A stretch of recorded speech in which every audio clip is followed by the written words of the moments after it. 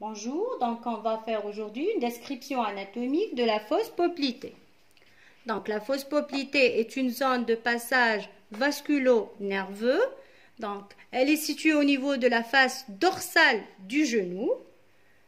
La fosse poplitée est de forme losangique. Donc elle est limitée en haut par les muscles ischio-jambiers, donc médialement les muscles semi-tendineux et semi-membraneux, latéralement le muscle biceps. Ses limites inférieures sont le muscle gastronémien, donc la limite inféromédiale est représentée par le muscle gastronémien médial, tandis que sa limite inférolatérale est le muscle gastronémien latéral. Donc, au niveau de la partie profonde de la fosse poplitée est formée par le plan ostéo-articulaire du genou, alors qu'en superficie, donc la fosse poplitée est recouverte par les deux fascias poplités superficiels et profonds. Pour le contenu donc de la fosse poplitée, elle est formée par des éléments vasculaires et nerveux.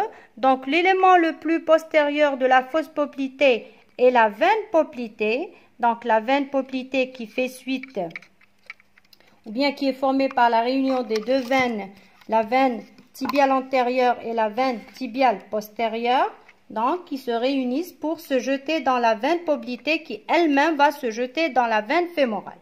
Deuxième élément, c'est l'artère poplitée qui est l'artère principale du genou. Et le troisième élément, c'est le nerf, l'élément nerveux, c'est le nerf tibial qui est une branche donc du nerf sciatique. Donc c'est la branche médiale du nerf sciatique qui se divise en deux branches. Donc le nerf fibulaire qui se dirige latéralement et le nerf tibial qui fait partie donc de ces éléments vasculaires et nerveux de la fosse poplitée.